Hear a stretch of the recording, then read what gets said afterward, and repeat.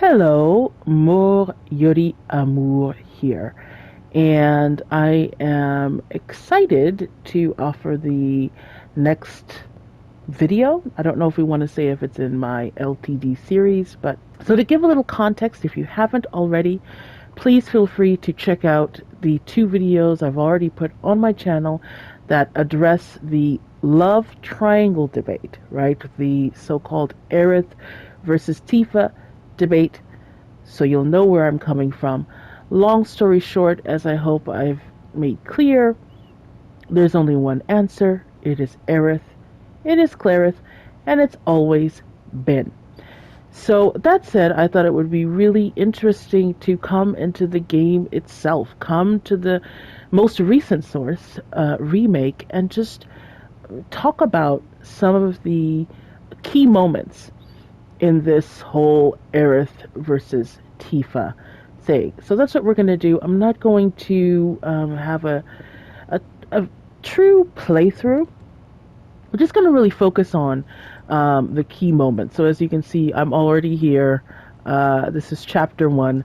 I've already got a little ways in, and there's a crucial scene that's coming up that I want to share with y'all and give my thoughts on. So before that, I just want to give a little context to what this whole thing is about, why I'm doing these videos in the first place. I have taken a little break. I haven't quite done anything since a GMV, a little Clarith music video that I'm very proud of. Please check it out. It's so sweet, now and forever. On my channel. But anyway, after that, I haven't really done much of anything, and there have been some kind people who have left some comments on my videos and reminded me I have to keep going. So why am I doing these videos? Quite frankly, when Remake came out almost a year ago, can you believe it? What I noticed is that there were a lot of people, giving their thoughts on what was going on with Cloud and with Tifa and with Aerith, and I just found that they were way off. And I thought, if anything, Remake is making things so clear. They were already clear in the original game, but I feel like the devs have decided no more playing around, no more so-called ambiguity.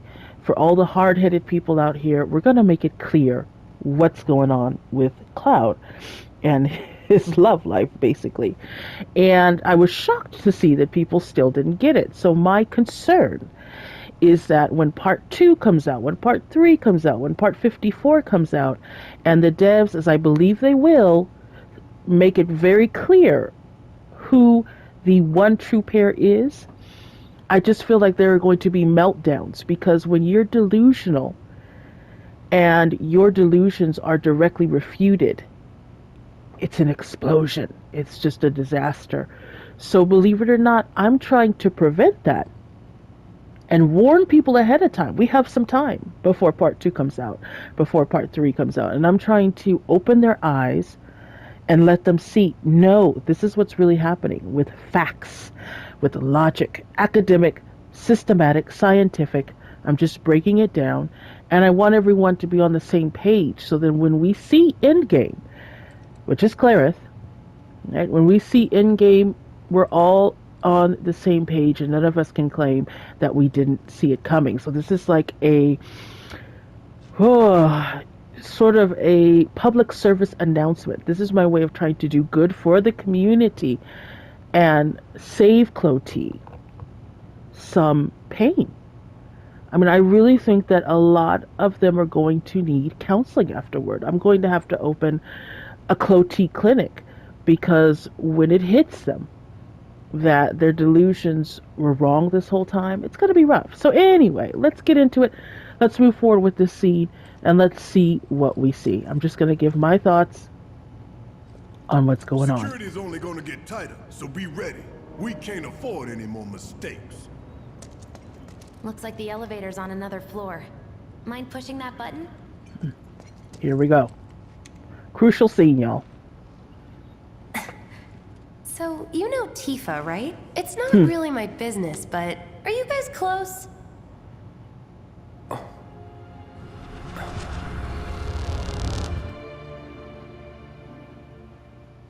flashback. Nibelheim. Ominous music, y'all. And please don't let her see. Oh, Cloud! oh. Are you ignoring me? Maybe if I don't say anything, she won't notice me. Okay, here we go. Let's talk about this, okay? So here's Tifa. This is important. This is our introduction to Miss Tifa. And what do we have? Okay, so Jesse mentions Tifa, and Cloud is immediately triggered. Let's be real, he's triggered. It brings him back to this sort of traumatic experience because, let's get real, Cloud has a lot of flashbacks, right, in the game, and these flashbacks do not tend to be pleasant. It's not about Cloud remembering that fun pancake breakfast he had with his mama back in the day or a wonderful day at the amusement park. These flashbacks are traumatic. Okay, we're going to see moving forward, of course, he's going to have several flashbacks having to do with Sephiroth, right? Trauma, trauma, trauma. So is it a surprise that the first flashback we see is Tifa with this ominous music?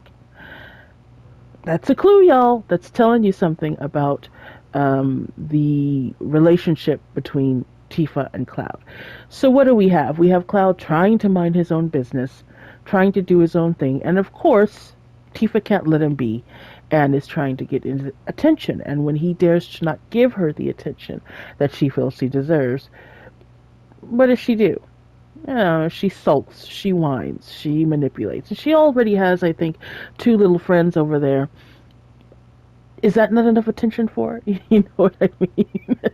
So we're flashing back to the fact that already, as children, there's something not quite right with this relationship. And I get it, at this time, Tifa's a kid, and kids are kids, but it's only going to get worse from here. So I just want to point this out, that first impressions are powerful, and the devs, of course, took a lot of time with this scene, and they're trying to tell you something particular. This is this Tifa girl, and already the energy that she's putting out.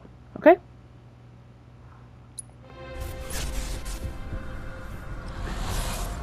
Tifa and I.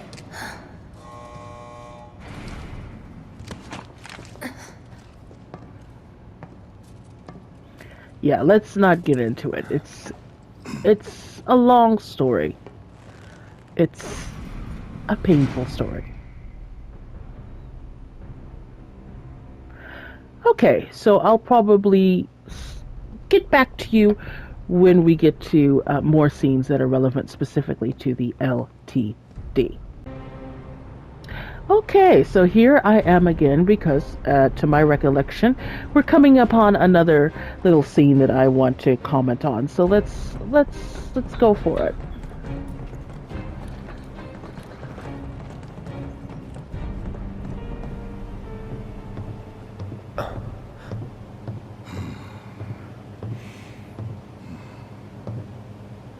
All right, let's see if little Stamp really can bite the hand that feeds. Go on, do the honors. Prove to me you're the man Tifa says you are. Okay, here we go again. So this is our second mention of Tifa. We haven't gotten to see her, right? We haven't gotten to get a feel for what she's like in person. But again, everything that we hear about Miss Tifa, not that great. Prove to me you're the man that Tifa says you are. So already, here's some pressure, in a way, on Cloud. It's not about him doing what he sees fit. It's this unspoken thing with Tifa. You know, as far as her demeanor and the way she carries herself, she's not someone who yells.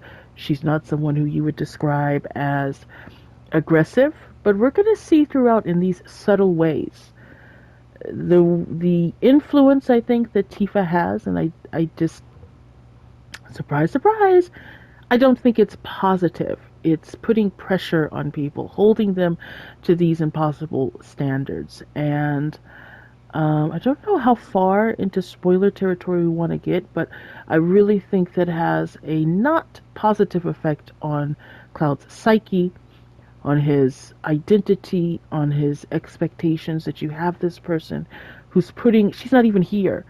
And her influence is so strong that Barrett, it's reminding him, like, Tifa said, Tifa said, that you were this great guy.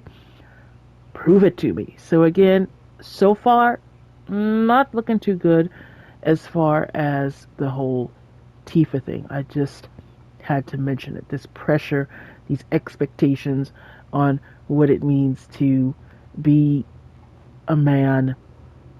It's a lot. It's a lot. That you're one of us. Never said I was. I'm just here for the paycheck. Then do the Then do the damn job. job. Okay, so we'll come back when we get to the next LTD related moment.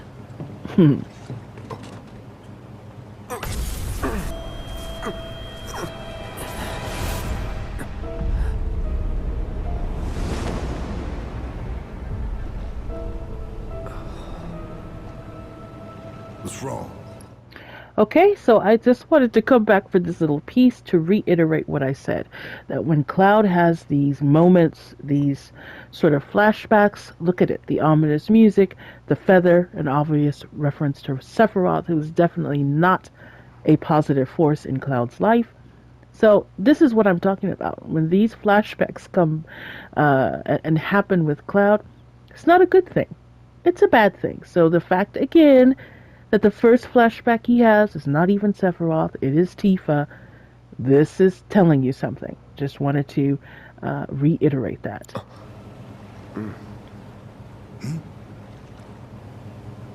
I'm fine.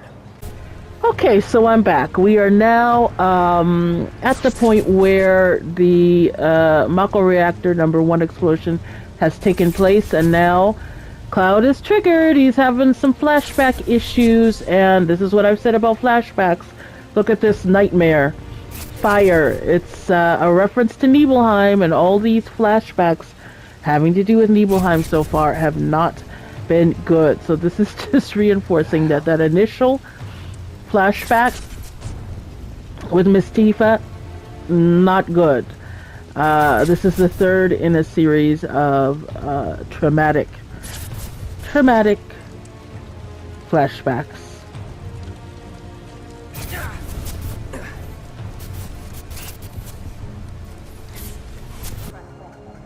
Okay, here we go. In the distance we see Miss Aerith, so we are going to go ahead and approach her. Let's see what happens. Fateful Meeting.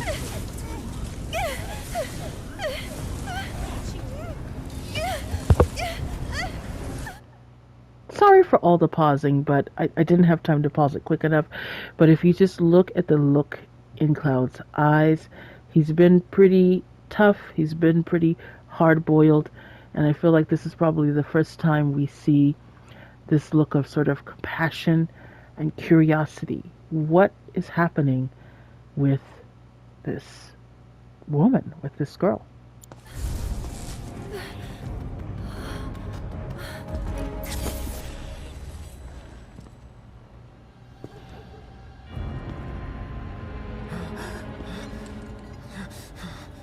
You are too weak to save anyone. Not even yourself. Are you okay? Hey, are you okay? So there we have Aerith. Now this is our introduction to Aerith. And what do we see? We see concern. We see comfort. We see compassion. So again, first impressions are important, and we're already seeing what Aerith is bringing forth here. I'm fine. Here, this is for you. Huh? A flower? That's right. It's a gift. You know, for scaring those things away. What things? Never mind. Think of it as a memento. Just my luck. I heard that, you know. Listen to this music. This is a key moment. This is the start of Cloud and Aerith's relationship, and this is, of course, Aerith's theme. Yes, so how much, my girl? And flowers are very significant for Cloud and Aerith. So here we go. How much? Well, that depends on the customer. In your case... Ah, I didn't get it, but the look in Cloud's eyes once again, and the flirting here. The flirting, the chemistry. It starts. It's on the house. I bet it is. Lovers used to give these when they were reunited. Hello, lovers, when they were reunited. This is just, there's a lot of subtext here. There's a lot of fire. There's a lot of, energy here. So lovers used to give this when they were reunited. And what is Aerith doing? Giving it to Cloud. Come on now. Come on now. And another piece in this, again, not necessarily wanting to go deep into spoilers, but as you progress in the game, there's the feeling that Aerith may know more than she's letting on.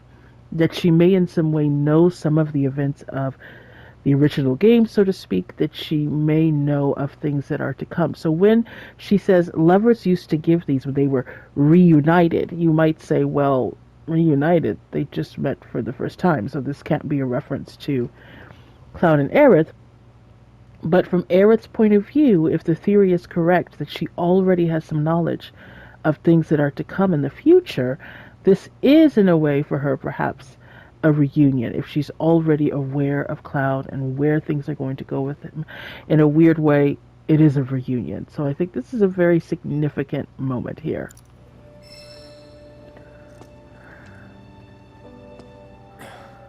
Look, I'm involved in things.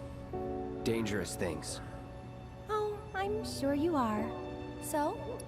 This is very Cloud and Aerith. I'm sorry for all the pausing, but I just want to get my little thoughts in there. So Cloud's coming on with this kind of sort of romantic hero thing, like, I'm involved with dangerous things, you can't get involved. And I was like, yeah, I'm sure you are. So, and this is the dynamic between them, where, Cloud is what Cloud is, but Aerith comes with this light, flirty, fun way where she doesn't really take him too seriously, and it's sort of the balance that Cloud needs. So they're just perfect for each other. So keep your distance. Wait, you think someone's out to get you? Is that what you're all worked up about? Relax. No one's going to attack you. I promise. Hey, a Mako reactor just blew. You shouldn't be out here trying to selfie. Concerned. Cloud could care less about Jesse. Cloud could care less about most other people. But he's concerned about my girl Aerith.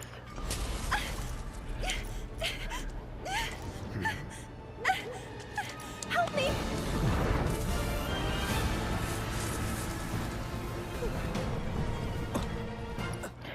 Do I need to talk about the little touchy-wutchy there? You kind of see it through the pause screen. This contact. There's just a lot of intimacy in this scene. There's so much happening. And if you're familiar at all with popular culture and movies and all of these kinds of things, touch, even when it's in this context, when it's supposedly because, oh, I'm scared, that's a classic way to establish a connection between love interests. So this is, a lot's going on here. This is very, very romantic.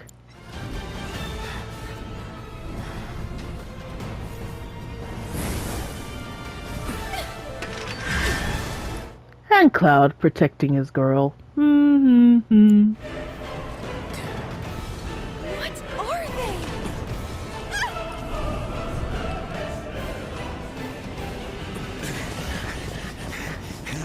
weapon!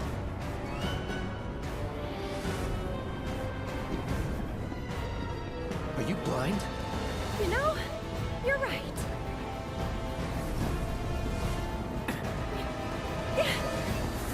Wait! Nice meeting you. This is what you call a meet cute, when your two lovers first meet. Very romantic.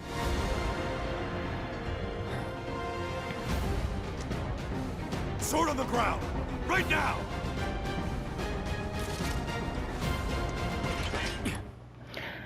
Sorry for being so irritating, but here a cynical person might say that Aerith just bailed. She's talking her stuff about, hey, nothing's going to happen to you. And Cloud, tries to help her as he can. And once things get kind of hairy, she's out of there. Bye, see ya.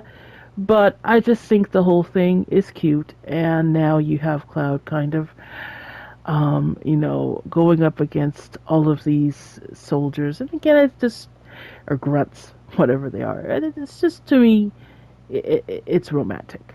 Okay, so I think this is, we'll catch back up when we come to the next LTD thing. I think it's going to be Tifa herself. We're probably going to be seeing Miss Tifa in the flesh, and I'll have a lot to say about that. So I'll catch back up with you then.